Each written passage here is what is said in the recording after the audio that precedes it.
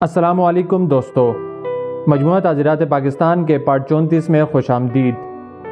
دوستو، جیسے کہ آپ سب جانتے ہیں کہ پچھلی ویڈیو میں ہم نے مجموعہ تعزیرات پاکستان کا دفعہ 301 کسی ایسے شخص کی ہلاکت کا باعث ہونا جس کی ہلاکت کا ارادہ نہ ہو، یہ دفعہ تفصیل کے ساتھ پڑھا تھا۔ اس دفعہ کے مطابق جب کوئی شخص کوئی ایسا عمل کر رہا ہو جس سے کسی شخص کی موت ہو سکتی ہو اور اس عمل کے ذریعے سے وہ کسی ایسے شخص کو ہلاک کرتا ہے جس کی ہلاکت کا ارادہ اس شخص کا نہیں تھا، یعنی کہ بنیادی طور پر اس دفعہ میں قتل عمد کے ایک اور قسم کی تعریف کی گئی ہے۔ تو آج کی اس ویڈیو میں ہم مزید آگے بڑھتے ہوئے مجموعہ تعزیرات پاکستان کا دفعہ 302 قتل عمد کی سزا یہ دفعہ پڑھیں گے۔ اس دفعہ میں قتل عمد کی سزاؤں کا ذکر کیا گیا ہے کہ جب کوئی شخص قتل عمد کا ارتکاب کرتا ہے تو اس کو اس دفعہ کے تحت سزا دی جائے گی۔ دوستو، ویڈیو شروع کرنے سے پہلے آپ سب سے گزارش ہے کہ اور جانو یوٹیوب چینل کو لازمی سبسکرائب کریں اور کمنٹ سیکشن میں ویڈیو کے حوالے سے اپنی رائے کا اظہار لازمی کریں۔ تو چلیں ویڈیو شروع کرتے ہیں۔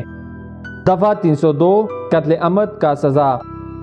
جو کوئی شخص قتل عمد کا مرتکب ہو اسے باب ھذا کے احکام کے تابع الف بطور قصاص سزائے موت دی جائے گی، یعنی کہ جو کوئی شخص قتل عمد کا مرتکب ہو تو اس دفعہ کے ضمن الف کے تحت قصاص کی سزا کے اصول کے تابع اس شخص کو سزائے موت دی جائے گی، یعنی کہ اس مجرم کو بھی ہلاک کیا جائے گا۔ ب واقعات و حالات مقدمہ کا لحاظ رکھ کر بطور تعزیر سزائے موت یا عمر قید کی سزا دی جائے گی اگر دفعہ 304 میں مصرحہ صورتوں میں سے کسی قسم کا ثبوت دستیاب نہ ہو، یعنی کہ ضمن بے میں ہمیں بتایا گیا ہے کہ جب مجموعہ تعزیرات پاکستان کے دفعہ 304 میں بیان کردہ شرائط جو کہ قصاص کے نفاذ کے لیے ضروری ہیں وہ صورتیں اگر پوری نہیں ہوتی اور یا کسی قسم کا ثبوت نہیں ملتا تو قتل عمد کے مجرم کو تعزیر کی سزا کے تحت سزائے موت دی جا سکتی ہے یا عمر قید کی سزا دی جا سکتی ہے۔ جیم دونوں قسموں میں سے کسی قسم کی سزائے قید دی جائے گی جس کی میعاد 25 سال تک ہو سکتی ہے، جبکہ اسلامی احکام کے مطابق قصاص کی سزا کا اطلاق نہ ہوتا ہو، یعنی کہ ضمن جیم کے مطابق جب قصاص کسی وجہ سے نافذ نہ ہو سکے تو مجرم کو جو سزائے قید دی جائے گی اس کی میعاد 25 سال تک قید کی سزا ہو سکتی ہے، مگر شرط یہ ہے کہ ضمن ھذا کے کسی امر کا اطلاق قتل عمد کے کسی جرم پر نہیں ہوگا اگر اس کا ارتکاب غیرت کے نام پر یا اس کے عذر پر کیا جائے اور وہ ضمن الف یا ضمن بی جیسی کی صورت ہو تب حد کے اندر آئے گا، یعنی کہ ضمن جیم کے لیے ایک شرط بھی عائد کی گئی ہے کہ اس ضمن کا اطلاق ان صورتوں میں نہیں ہوگا جب کوئی مجرم غیرت کے نام پر قتل عمد کرتا ہے، اور جب غیرت کے نام پر قتل عمد کیا جائے تو اس کی سزا ضمن الف یا ضمن بے کے تحت دی جائے گی اور اس میں ضمن جیم کے تحت دی جانے والی سزا نہیں ہوگی،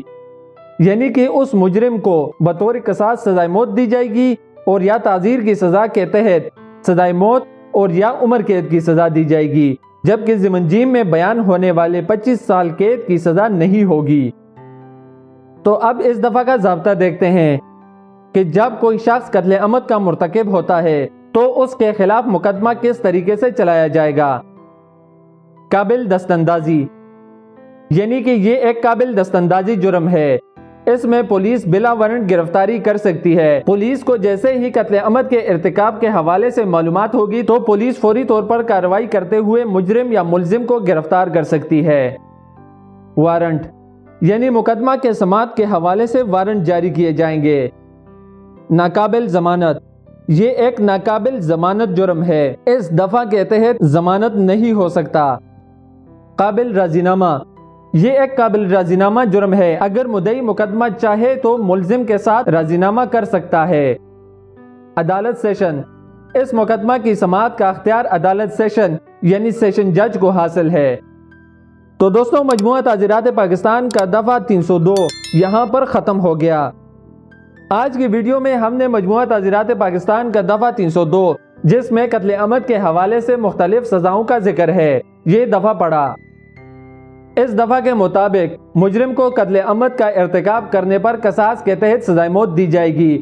اور یا پھر تعزیر کی سزا کے تحت سزائے موت یا عمر قید کی سزا دی جائے گی، اور تیسرے ضمن کے مطابق 25 سال تک قید کی سزا بھی ہو سکتی ہے۔